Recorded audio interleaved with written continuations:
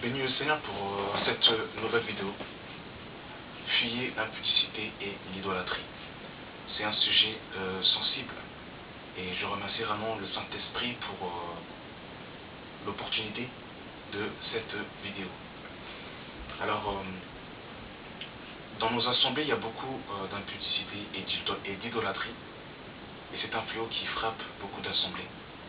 Et beaucoup de chrétiens qui aiment véritablement Dieu, qui sont véritablement sincères avec Dieu, ne comprennent pas pourquoi est-ce qu'ils tombent dans l'impudicité.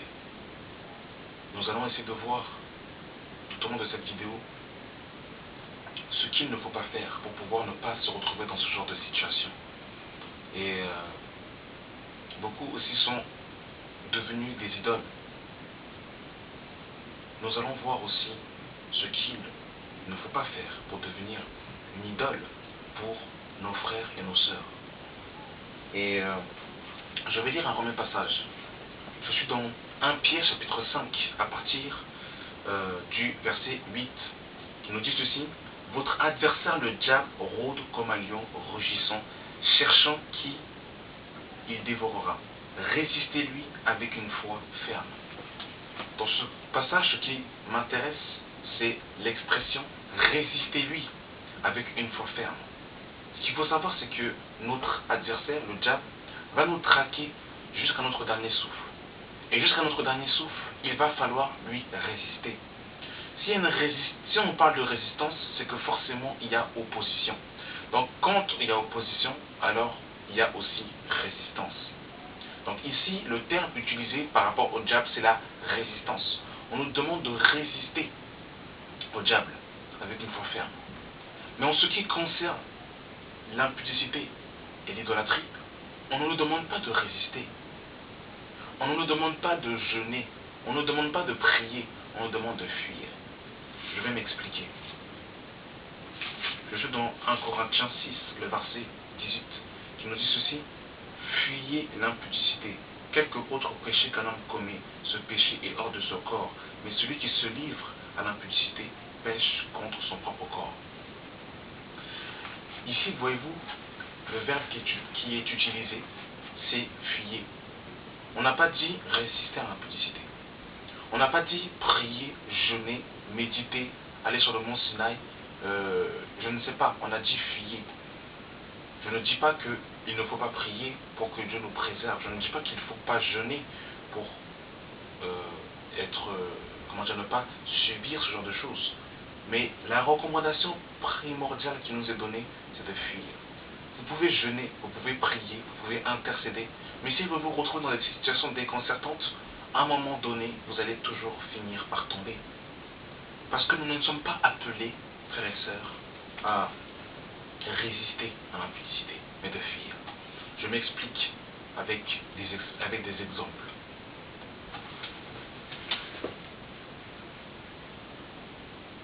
Une sœur évangélise un homme un jour dans la rue. Cet homme est païen, il est tout zélé d'entendre le message du Seigneur, il est tout joyeux, il est dans la joie, il entend le message du Seigneur. Et cet homme va commencer à dire à cette sœur, lui commencer à lui fixer un rendez-vous, j'aimerais connaître un peu plus de Jésus. Est-ce que j'habite dans le coin, tu peux venir, on va venir partager la parole du Seigneur, on va évangéliser, tu vas m'évangéliser, on va pouvoir discuter de Jésus. Donc est-ce que tu peux venir chez moi, j'habite pas très loin. Et cette sœur qui est tellement naïve, qui voit le Seigneur, qui se dit oh là là, c'est une âme qui vient au Seigneur, oh là là, c'est glorieux, c'est magnifique. Oh, merci Seigneur. Elle dit oui, il n'y a pas de problème, je viendrai avec ma Bible, oui, il n'y a pas de problème. Et ce frère lui dit bon, tu peux venir vers 18h, entre 19 et 20h, il n'y a pas de problème, je t'attendrai. Mais le problème, c'est que ce frère, déjà dans un premier temps, il n'a pas l'esprit de Dieu. Dans un deuxième temps, cet homme n'a pas encore réellement accepté le Seigneur. C'est-à-dire que les pensées de cet homme ne vont pas être les pensées du Seigneur. Il va avoir des pensées complètement charnelles.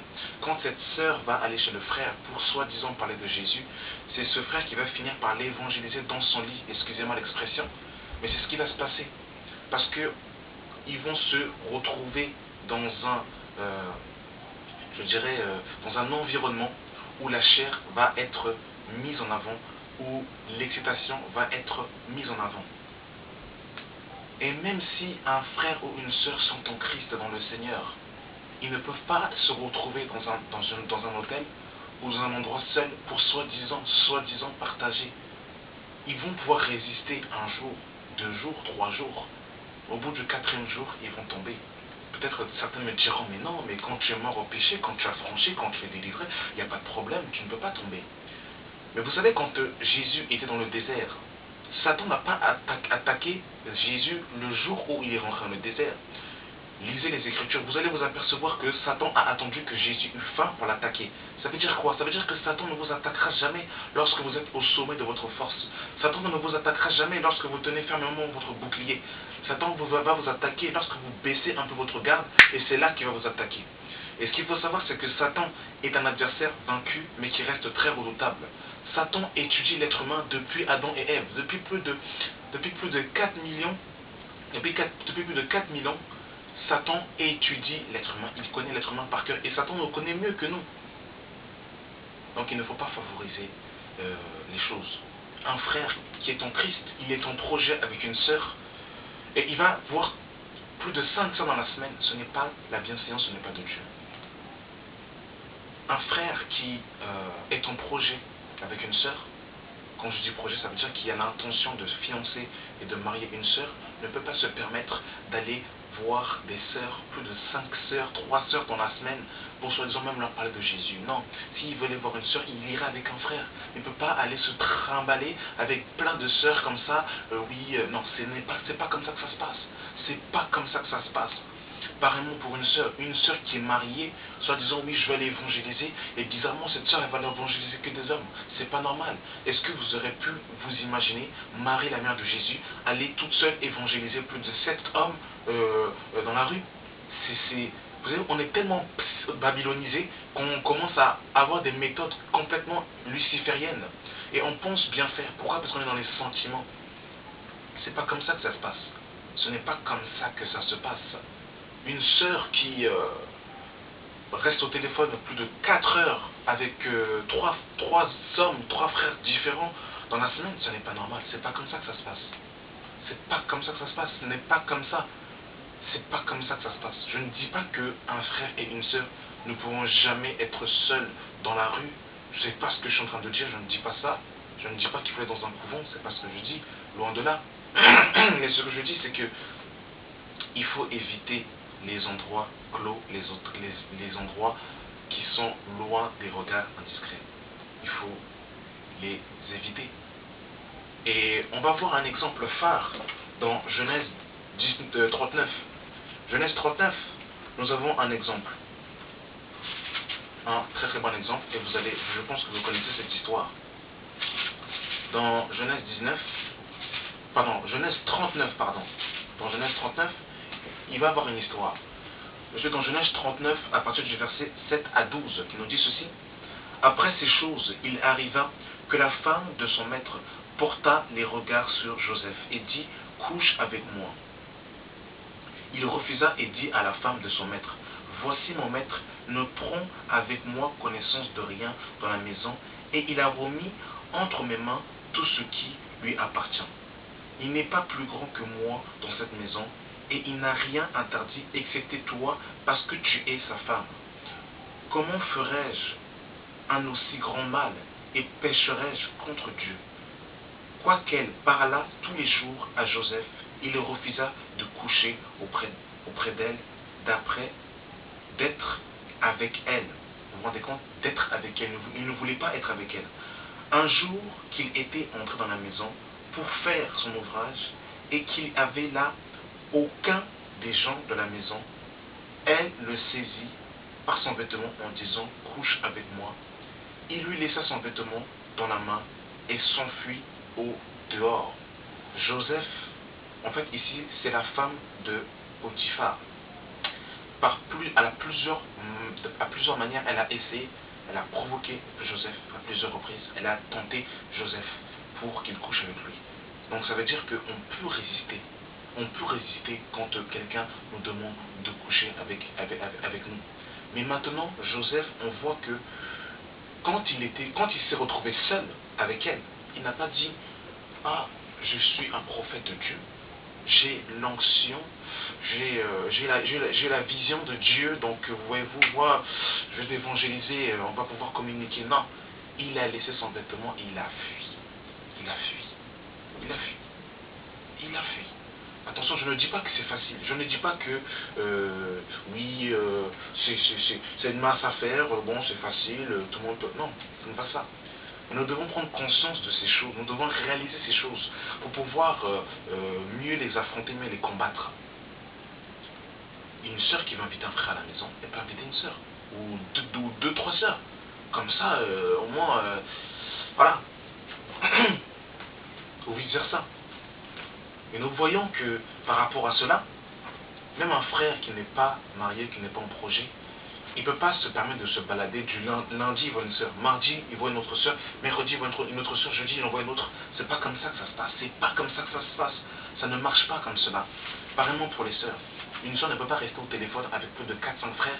Elle va avec plusieurs rendez-vous, elle rencontre plusieurs frères. Oh non, mais c'est rien, mais non, mais on se passe rien, vous savez. Il y a une expression qui nous dit, la petite vient en mangeant. Il faut faire attention.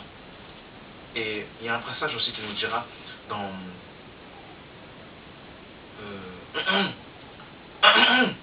dans 1 Corinthiens 10, on nous dira que, ainsi donc, dans 1 Corinthiens 10, le verset 12, on nous dira, ainsi donc que celui qui croit être debout prenne garde de tomber. Donc par moment on peut se dire, oui, mais je suis affranchi, je suis délivré du péché, gloire à Dieu, Jésus moi pour moi, je marche dans la sanctification. Celui qui est debout fasse attention de ne pas tomber. C'est la parole qui le dit. Il faut faire attention à notre adversaire. Et maintenant, je suis dans 1 Corinthiens 10, le verset 14 qui nous dit, c'est pourquoi, mes bien-aimés, fuyez l'idolâtrie. Fuyez l'idolâtrie. Vous savez, surtout ceux, je vais surtout m'adresser à ceux qui sont sous les projecteurs. C'est-à-dire que ceux qui sont, par exemple, comme nous qui faisons des vidéos, ceux qui sont appelés au ministère, ceux qui chantent pour le Seigneur, en tout cas qui ont reçu une grâce particulière du Seigneur. Il faut vraiment que nous puissions faire attention. Et même ceux-mêmes qui ne sont, qui paraissent ne pas être devant, l'idolâtrie, ça concerne tout le monde. On a dit fuyer, ça concerne tout le monde. On peut devenir une idole pour les frères et les sœurs.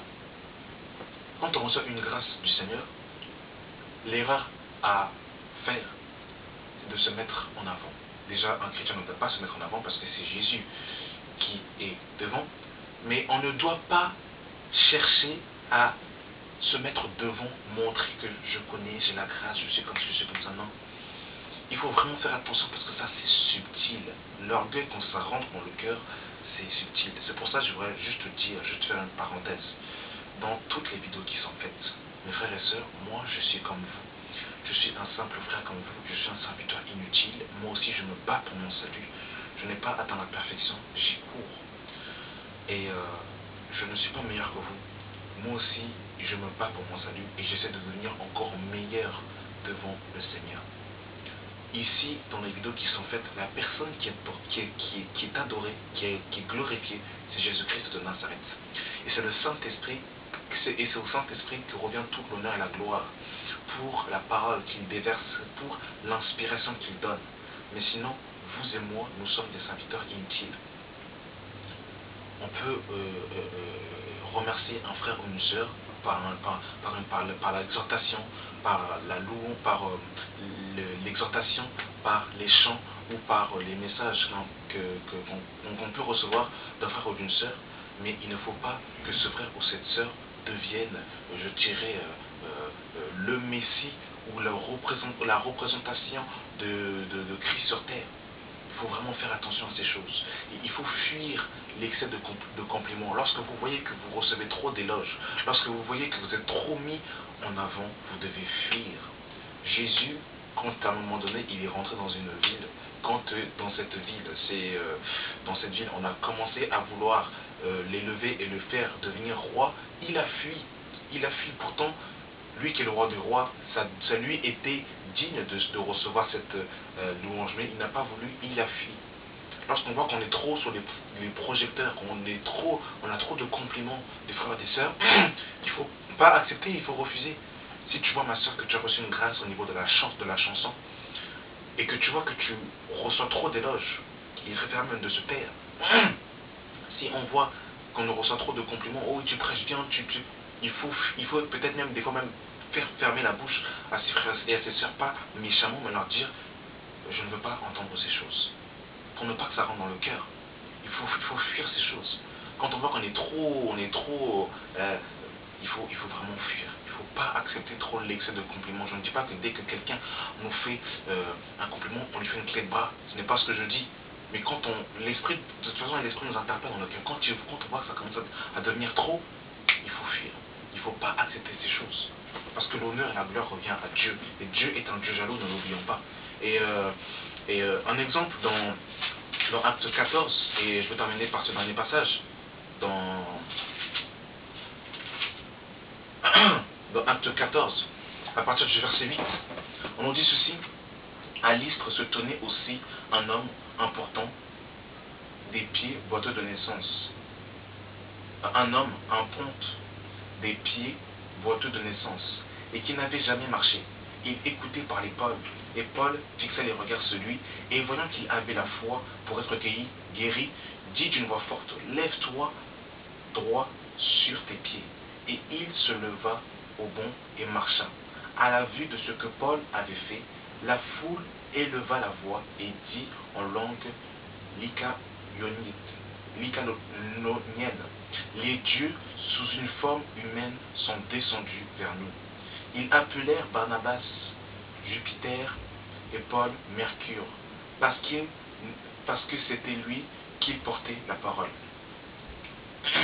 Le prêtre de Jupiter, dont le temple était à l'entrée de la ville, amena des taureaux et des bandelières vers les portes et voulait de même que la foule offrit un sacrifice. Les apôtres Barnabas et Paul, ayant appris cela, déchirèrent leurs vêtements, se précipitèrent au milieu de la foule en criant: ô hommes, pourquoi agissez-vous de la sorte? Nous aussi, nous sommes des hommes de la même nature que vous, et vous apportons une bonne nouvelle. Nous vous exhortons à renoncer à ces choses vaines pour vous tourner vers le Dieu vivant qui a fait le ciel et la terre, la mer et tout ce qui s'y trouve. Ça, ce sont des hommes de Dieu qui ont fui l'excès des compliments, qui ont fui d'être mis en avant. Si vous êtes dans une assemblée, vous voyez que votre pasteur aime les éloges, aime être mis en avant, aime qu'on parle de lui, aime les éloges, aime être le number one, entre guillemets, vous devez quitter cette assemblée, vous devez fuir cette assemblée. Nous ne devons pas apprécier quand on est trop mis sous les projecteurs des frères et des sœurs, parce que c'est très dangereux. Nous devons fuir ces choses. Ma sœur, si tu rencontres un homme et tu vois que dès les premiers jours, il dit viens on couche ensemble, il ne faut pas chercher à comprendre, il faut fuir, c'est qu'il est là que pour ton corps.